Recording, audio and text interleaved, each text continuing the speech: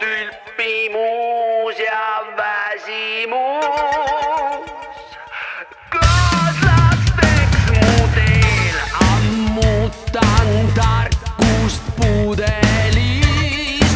Raske püsida on reel.